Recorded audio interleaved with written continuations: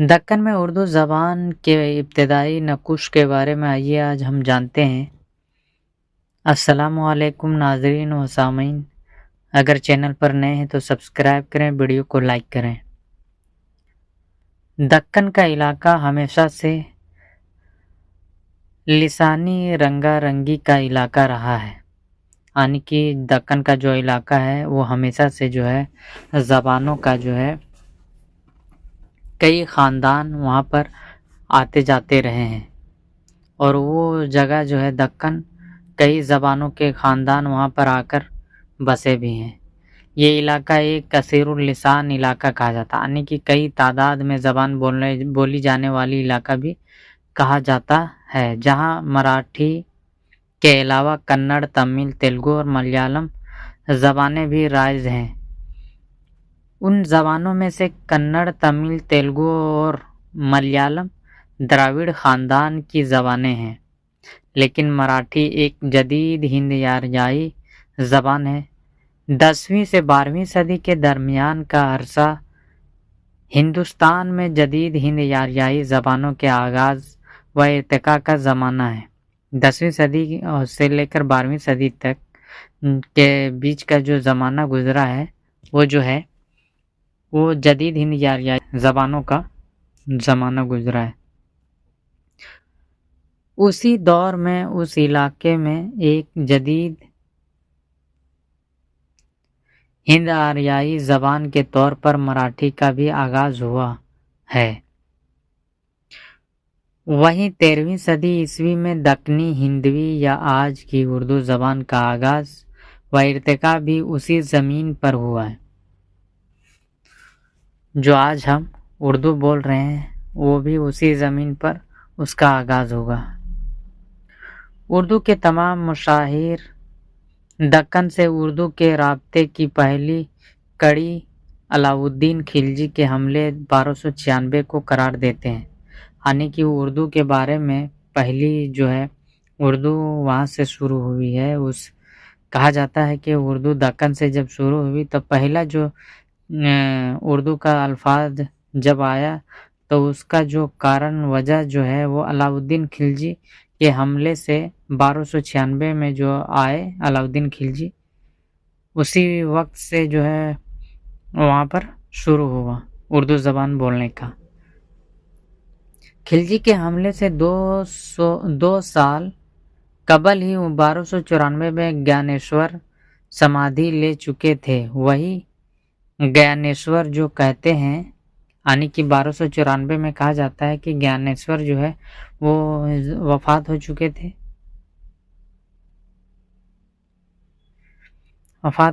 تھے اور وہی گیانیشور جو ہے اس کے وہ کہتے ہیں کہ سب گھٹ دیکھو مانگ مولا، کیسے کہوں میں کالا دھولا، پنچ رنگ سے نیارا کوئی، لینا ایک اور دینا دوئی۔ یعنی کہ یہ جو زبان آپ نے ابھی سنا ہے اس شعر کو، تو یہ جو ہے ایک اردو اور ہندی الفاظ میں کہی گئی یہ شعر ہے۔ اسی عہد کا ایک اہم شاعر نامدیو کہتا ہے، نامدیو نام ہے شاعر کا، وہ کہتا ہے مائی نہ ہوتی باپ نہ ہوتا، کرم نہ ہوتا کایا، ہم نہیں ہوتے تم نہیں ہوتے، کون کہاں تے آیا۔ تو اس میں بھی جو ہے کرم جو ہے ایک اردو زبان کا لفظ ہے، تو وہاں کہا جاتا ہے کہ اردو جو ہے 1200 خلجی سے پہلے بھی دکن میں اردو کا آغاز ہو چکا تھا 1294 میں۔ جب ہم دکن میں اردو کے ابتدائی نقوش کی تلاش کرتے ہیں تو ہمیں صرف تیلگو کے اثرات کا ہی جائزہ نہیں لینا چاہیے، بلکہ مراٹھی زبان کے اثرات کا جائزہ بھی لینا ضروری ہے۔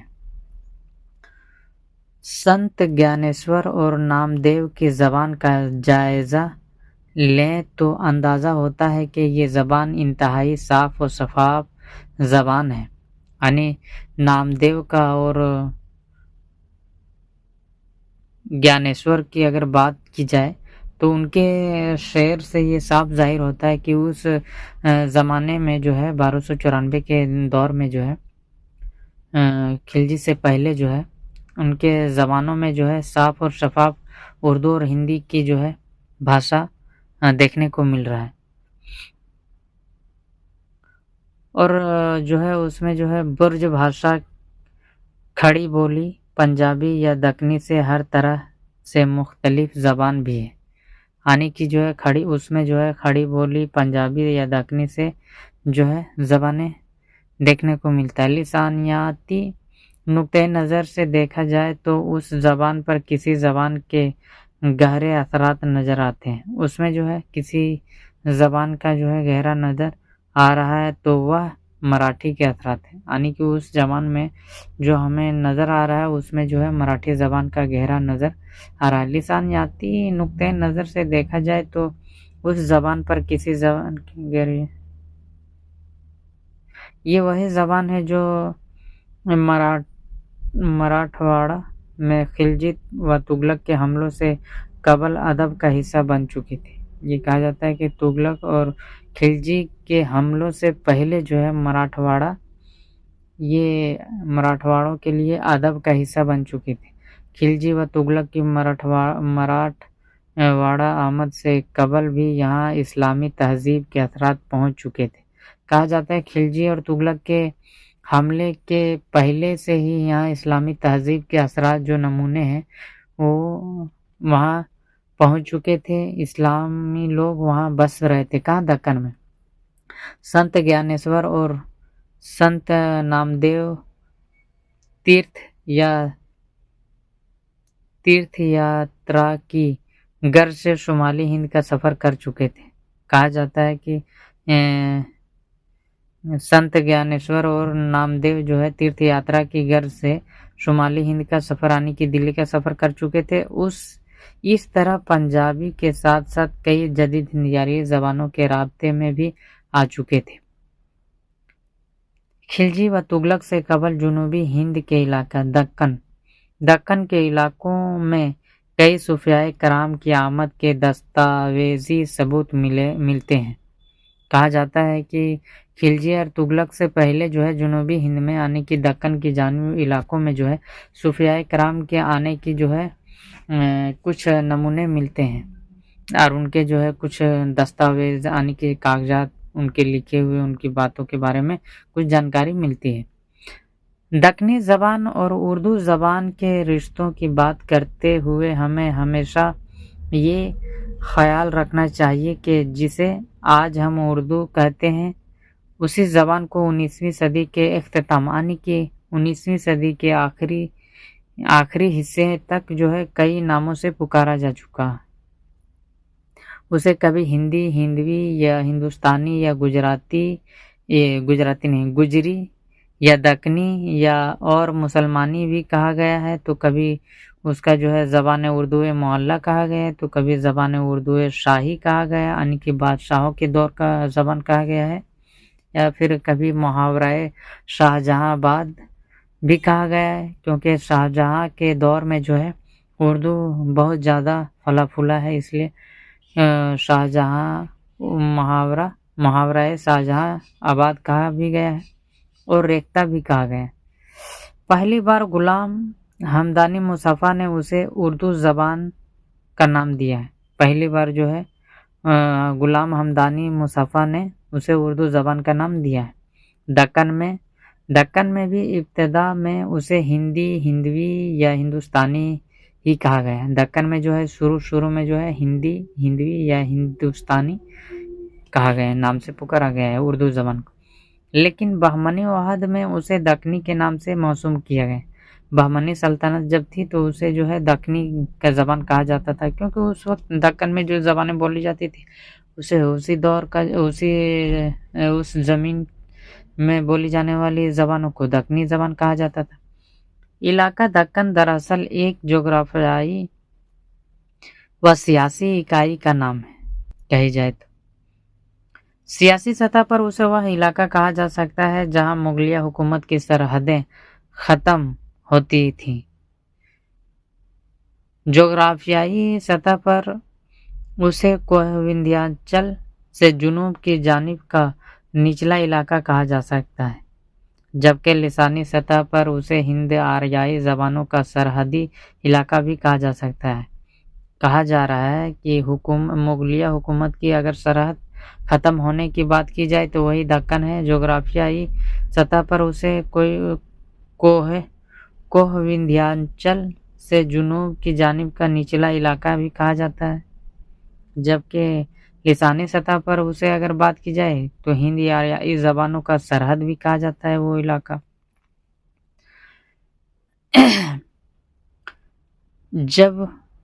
جس کے آگے دراوڑ خاندان کی زبانوں کی عملداری کا آغاز ہوتا ہے۔ ایک عرصے تک یہ علاقہ شمالی ہند کے حکمرانوں کی دسترس سے باہر رہا، یعنی کہ ایک وقت ایسا آیا جو شمالی ہند کے مسلمانوں کی حکمرانوں کے اندر سے باہر رہا۔ 13ویں صدی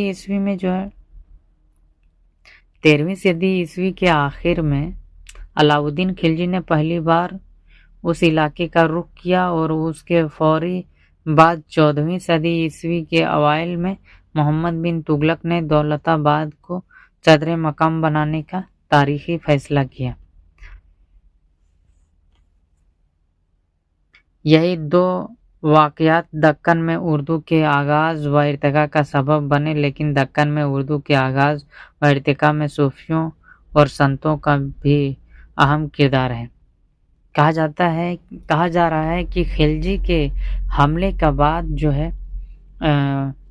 اردو زبان کا دکن میں شروع ہوا، لیکن کہا جاتا ہے کہ خلجی سے پہلے بھی صوفیاء کرام یہاں دکن میں وہ اپنے اردو کا آغاز کر چکے تھے۔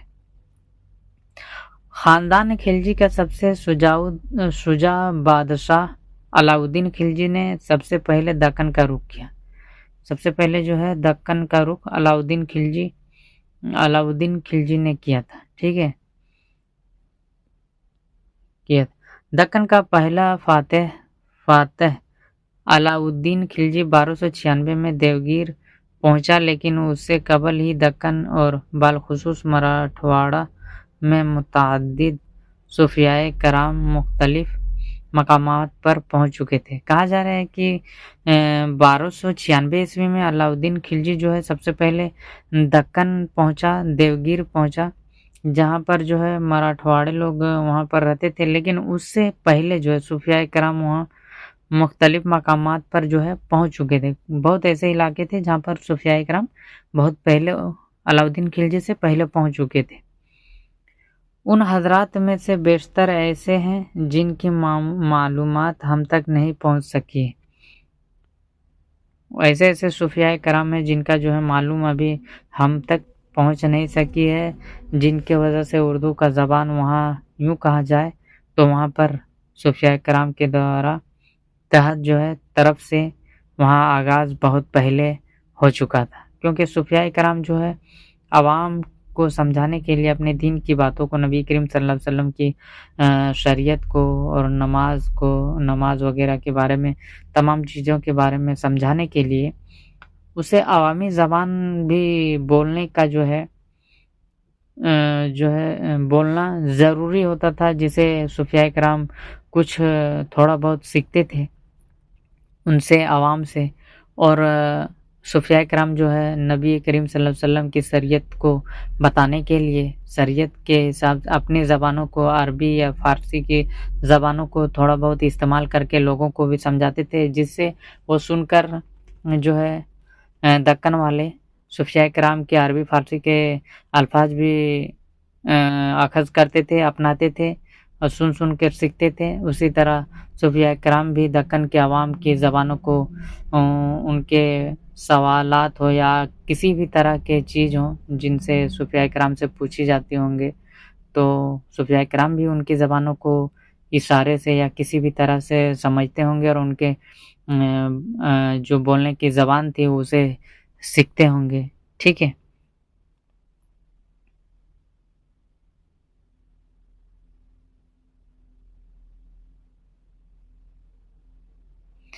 ان میں حضرت سید حسین وفات 1188 عیسوی میں، حضرت سید علاؤالدین وفات 1253 عیسوی میں، اور سید حسام الدین تیگ برہنہ رحمۃ اللہ علیہ وفات 1281 عیسوی میں۔ یہ سب جو ہے علاؤدین خلجی سے پہلے ہی دکن میں آ چکے ہیں، ٹھیک ہے۔ عوارف المعارف کے مصنف سہروردیہ سلسلے کے بزرگ حضرت شیخ شہاب الدین سہروردی رحمۃ اللہ علیہ وفات 1234 عیسوی کے مرید حضرت بابا فرید الدین شرف الدین عراقی رحمۃ اللہ علیہ بھی ایسی ہی ایک مثال ہیں، جن کا مزار حیدرآباد کے جنوب میں ایک ٹیلے پر واقع ہے۔ ان کا جو بھی ہے 1234 عیسوی میں جو ہے ان کا مزار جو ہے حیدرآباد میں صوفیاء کرام کا جو ہے ایک ٹیلے پر موجود ہے، ٹھیک ہے۔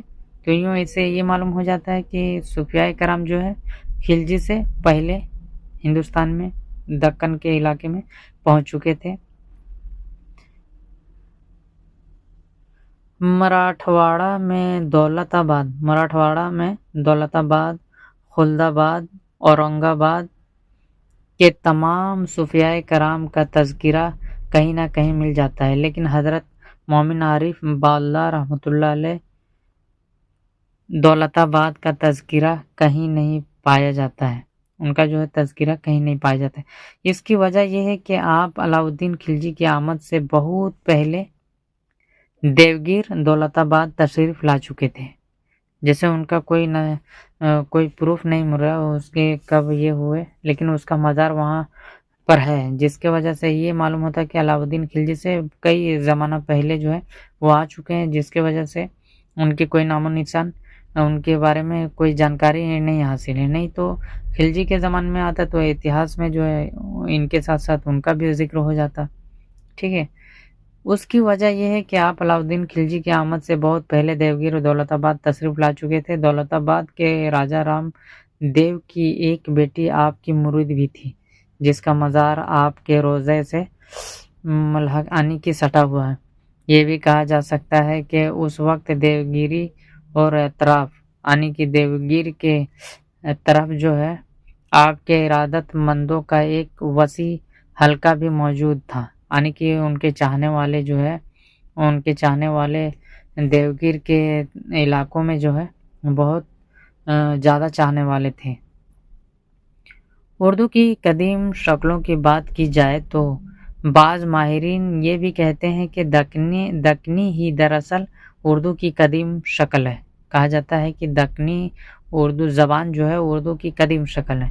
یہ سچ ہے کہ دکن کے علاقے میں صوفیاء نے زبان اردو کے لیے راہ ہموار کی، لیکن جب زبانوں کو کسی حکومت کی سرپرستی بھی حاصل ہو جائے تو پھر اس کے پھولنے پھلنے کے امکانات زیادہ روشن ہو جاتے، کہ کہا جا رہا ہے کہ زبان اگر کسی جو ہے حکومت کے اندر آ جائے تو جو ہے حکمران جو ہے اس زبان کو اپنے کام کاج کے تمام تر چیزوں میں استعمال کی جاتی ہے، جس کے وجہ سے اس زبان کو پھلنے اور پھولنے میں جو ہے بہت آسانی ہوتی ہے، اور بہت دور دور تک بآسانی سے عوام تک پہنچتی ہے، اور وہ زبان ارتقاء تک پہنچ جاتا ہے۔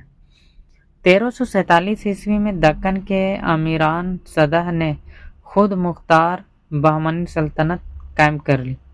1347 عیسوی میں بہمنی سلطنت قائم کر لی، ٹھیک ہے۔ 1397 میں بہمنی سلطنت کا 8واں بادشاہ فیروز شاہ بہمن فارسی اور دکنی کا شاعر تھا۔ فارسی زبان بھی تھے ان کے اندر، اور دکن میں جو بولی جانے والی زبانیں اس کا وہ شاعر تھا۔ اسی کے زمانے میں خواجہ بندہ نواز گیسو دراز رحمۃ اللہ علیہ دکن آئے، اور انہوں نے دکنی زبان میں کئی مذہبی اور علمی کتابیں لکھ دی، ٹھیک ہے۔ کون؟ بندہ نواز گیسو دراز رحمۃ اللہ علیہ۔ دکنی زبان یا قدیم اردو اب محض بول چال کی زبان نہیں تھی، بلکہ باقاعدہ طور پر تحریری اور ادبی زبان بن چکی تھی۔ جو ہے دکنی زبان جو تھی وہ صرف بول چال کی زبانیں نہیں رہ گئی، بلکہ وہ ایک تحریری زبان بن چکی تھی، ٹھیک ہے۔ فخر الدین نظامی شاہ میرا جی شمس اشاق اور سید شاہ اشرف بیابانی اس عہد کے معروف شعراء ہیں۔ یہ سب جو ہیں وہ پرانے زمانے کے دکن کے جو ہے مشہور و معروف شعراء ہیں۔ بہمنی سلطنت کے بکھرنے سے سیاسی طور پر جو بھی نتائج برآمد ہوئے ہوں، لیکن اردو کے فروغ کے لیے ماحول اور زیادہ سازگار ہوا۔ 1490 میں بیجاپور میں عادل شاہی سلطنت کا قیام عمل میں آیا۔ اس کے تیسرے بادشاہ ابراہیم عادل شاہ ثانی کو فنون لطیفہ خصوصاً مصوری، موسیقی اور شاعری سے خاص لگاؤ تھا۔ جو ابراہیم عادل شاہ جو ثانی تھا وہ جو ہے جو موسیقی میں اور شعر و شاعری میں بہت خاص لگاؤ تھا ان کا۔ عادل شاہی دور میں شاہ برہان الدین جانب ملک کے خشنود اور رستمی، مقیمی، نصرتی، ہاشمی اور شوقی شاہی وغیرہ نے قدیم اردو زبان میں اظہار خیال کر کے اردو زبان کو استحکام و وقار عطا کیا۔ ان لوگوں نے جو ہے اردو زبان کو آگے بڑھانے میں جو ہے بہت کردار ادا کیا اپنا۔ دکن میں عادل شاہی سلطنت کی طرف قطب شاہی دور سلطنت میں بھی دکنی اردو زبان و ادب کو خاص فروغ حاصل ہوا۔ دکن میں جو ہے عادل شاہی سلطنت کے جیسا جو ہے قطب شاہی دور کا جو سلطنت ہے انہوں نے بھی جو ہے اردو زبان کو بہت فروغ حاصل کیا۔ گولکنڈہ کے 5ویں حکمران محمد قلی قطب شاہ کو اردو کا پہلا صاحب دیوان شاعر تسلیم کیا جاتا ہے، جس کی وجہ سے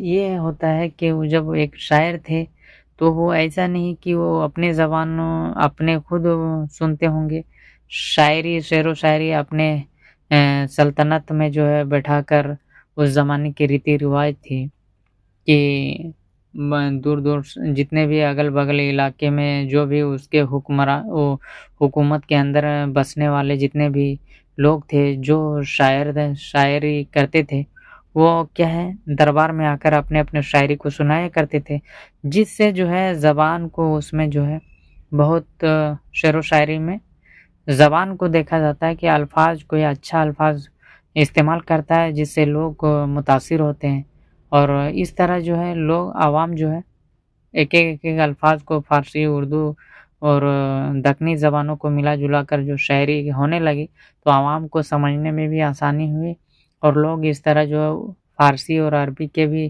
الفاظ اخذ کرتے گئے، اپناتے گئے، سیکھتے گئے۔ اس طرح اردو کا جو ہے وہاں سے بہت زیادہ جو ہے فروغ ملا۔ ملا وجہی نشاطی گواسی اس عہد کے بلند پائے شاعر و ادیب تھے۔ گواسی جو ہے نشاطی گواسی اور ملا وجہی جو ہے اس زمانے کے بہت بڑے شاعر اور ادیب بھی تھے۔ ملا